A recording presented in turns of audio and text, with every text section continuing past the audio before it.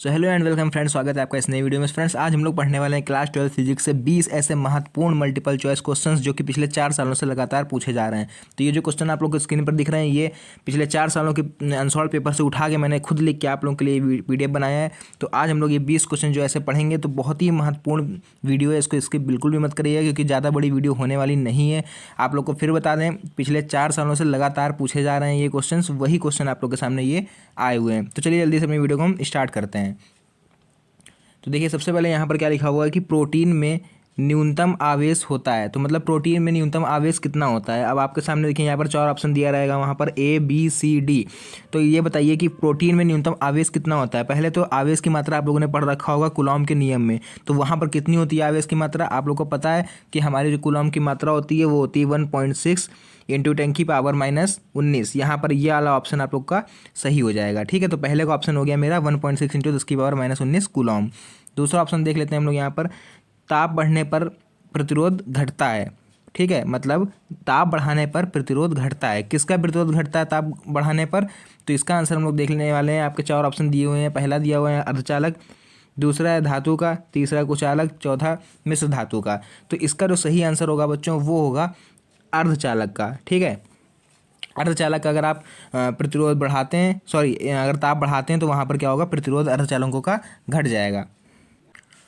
उसके बाद फिर देखिए फ्रेंड्स, क्वेश्चन नंबर 3 हमारा यहाँ पर है कि वेबर प्रति मीटर स्क्वायर मात्रक होता है। तो वेबर प्रति मीटर स्क्वायर किसका मात्रक होता है? 4 ऑप्शन आपके सामने, A ध्रुव प्रवलय का, B चुंबकीय क्षेत्र की तीव्रता का, C चुंबकीय फ्लक्स का, D चुंबकीय आघूर्ण का। तो यहाँ पर आप लोग को ऑप्शन दिख भी गया होगा कि हमारा B ऑप्शन यहाँ पर सही होगा। तो चुंबकीय क्षेत्र की तीव्रता का फॉर्मूला मात्रक होता है वेबर प्रति मीटर स्क्वायर। ठीक है, फोर्थ क्वेश्चन देखिए, हमसे पूछ रहा है संयुक्त सूक्ष्मदर्शी में नेत्रिका की फोकस दूरी अभिदृश्यक की फोकस दूरी।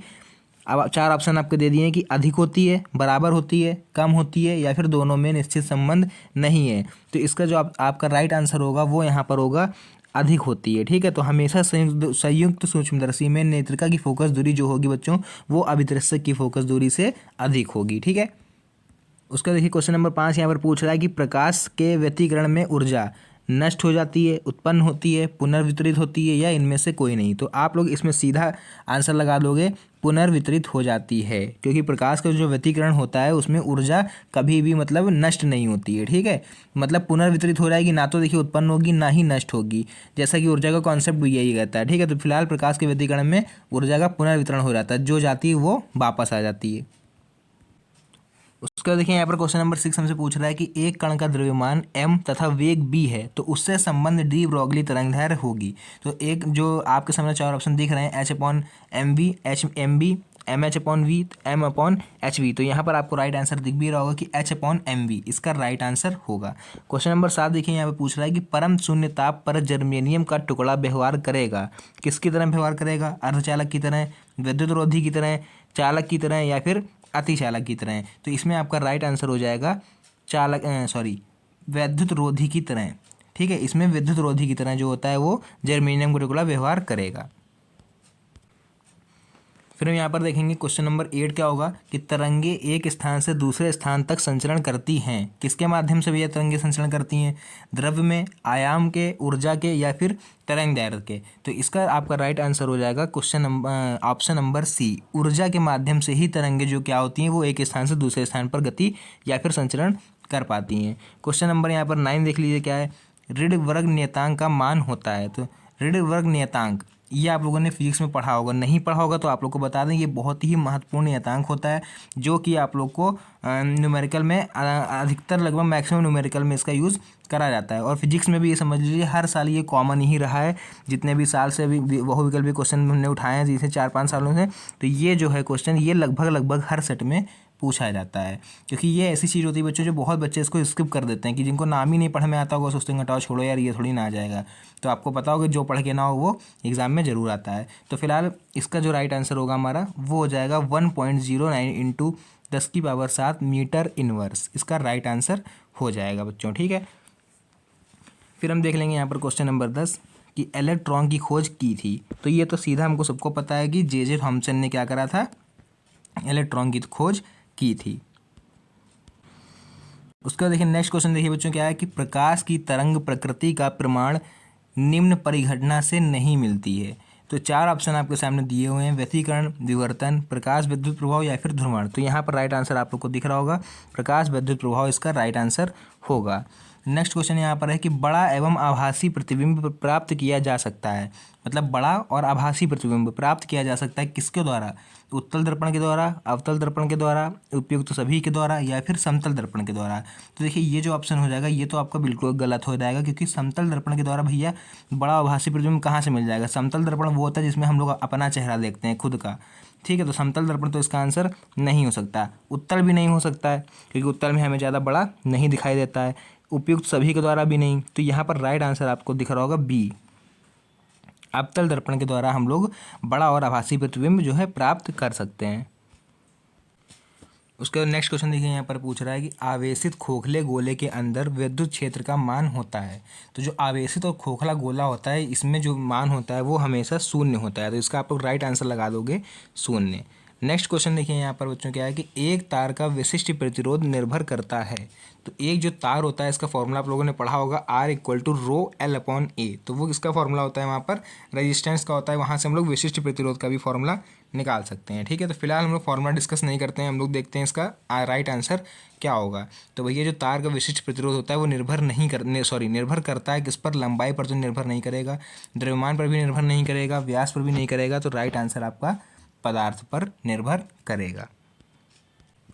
नेक्स्ट क्वेश्चन देखिए यहाँ पर क्या है कि एक समान चुंबकीय क्षेत्र में गतिमान आवेश पर लगने वाला बल है। तो एक समान गतिमान आवेश पर लगने वाला बल क्या होता है? आप लोगों ने पढ़ा होगा F = जो फॉर्मूला होता है फोर्स का, वो हमारा देखिए कूलॉम का नियम यहाँ पर नहीं लगा देना है आपको, ध्यान सुनिए, क्योंकि यहाँ पर बात किसकी हो रही है? देखिए चुंबकीय क्षेत्र की। ठीक है, चुंबकीय क्षेत्र की बात कर रहा है, तो यहाँ पर आप लोग ये ना लगाइएगा कूलॉम का नियम। कूलॉम का नियम लगता है, लेकिन कब लगता है? जब यहाँ पर चुंबकीय क्षेत्र की जगह पर विद्युत क्षेत्र दिया होता है। तो फिलहाल हमारे मैग्नेटिज्म में एक ही फॉर्मूला होता है, F = QVV। तो इसका राइट आंसर जो हो जाएगा 15 का, वो आपका ऑप्शन ए इसका करेक्ट होगा। नेक्स्ट क्वेश्चन देखिए आप लोग इसका कि निर्वात में विद्युत चुंबकीय तरंगों की चाल का सूत्र है। तो निर्वात में जो विद्युत तरंगें होती हैं उनकी चाल का सूत्र क्या होगा? Option number A, C = √μ0ε0, C = √μ0/ε0, या फिर B C = 1/√μ0ε0, option number D C = √ε0/μ0। तो इसका जो राइट आंसर बच्चों यहाँ पर होगा वो इसका ऑप्शन नंबर आपका बी इसका राइट आंसर होगा। तो C = √μ0 × ε0। ठीक है, फिर देखिए इसका नेक्स्ट क्वेश्चन हम लोग देखेंगे यहाँ पर कि तरंग सदिश को व्यक्त किया जा सकता है, किसके द्वारा व्यक्त किया जा सकता है बच्चों? यहाँ पर ऑप्शन आपको 4 दिए हुए हैं, omega = 2π/T, C = P/T, D = K = 2π/λ, C = V × λ। तो यहाँ पर टिक आपको दिख रहा होगा छोटा सा, तो इसका राइट आंसर ये हो जाएगा। ठीक है, क्वेश्चन नंबर 18 देखिए क्या है कि एक संधारित्र अपने में से गुजर जाने देता है। किसको गुजर जाने देता है अपने अंदर से?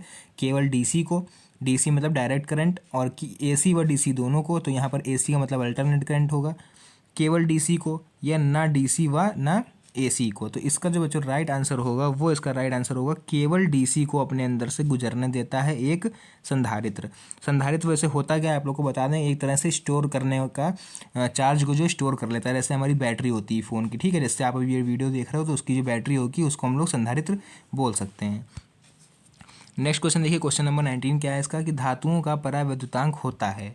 तो धातु जो होती है उनका परावैद्युतांक क्या होता है? देखिए शून्य होगा या इनमें से कोई नहीं, एक या फिर अनंत। तो ये चीज़ बच्चों याद रखिएगा, कोई भी धातु हो उसका हमेशा जो परावैद्युतांक होता है वो हमारा इन्फानाइट होता है, मतलब कि अनंत होता है। ठीक है, उसका देखिए लास्ट क्वेश्चन जो हमारा क्या है, और बहुत ही ज़्यादा इंपॉर्टेंट क्वेश्चन क्या है कि ओमीय प्रतिरोध है। तो ये क्वेश्चन भी देखिए रिपीट हुआ था, हमने पहले आप लोग को बता दिया।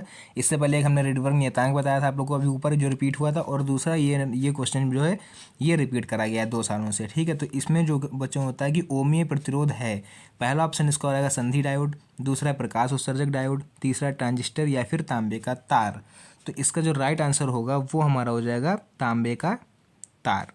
तो बच्चों ये थे हमारे 20 ऐसे महत्वपूर्ण क्वेश्चन जो कि बोर्ड एग्जाम में पूछे गए थे। तो हो सकता है आप लोगों में भी ये क्वेश्चन आ जाएं। अगर आप लोगों की किस्मत बढ़िया हुआ, किस्मत ने साथ दिया, तो हो सकता है आपको इन्हीं 20 में से 2 से 3 क्वेश्चन देखने को मिल जाएं। ठीक है, तो वीडियो कैसी लगी ये लाइक करिएगा, अगर वीडियो अच्छी लगी हो तो चैनल पर नए हो तो चैनल को सब्सक्राइब करिए। बाकी ऐसी और वीडियो के लिए आप लोग थोड़ा सपोर्ट बना के रखिए ताकि थोड़ा और मोटिवेशन मिले आप लोग के लिए ऐसी वीडियो बनाने का। तो मिलते हैं नेक्स्ट वीडियो में बहुत ही अच्छे एक और इंटरेस्टिंग टॉपिक के साथ। तब तक के लिए धन्यवाद। Thank you.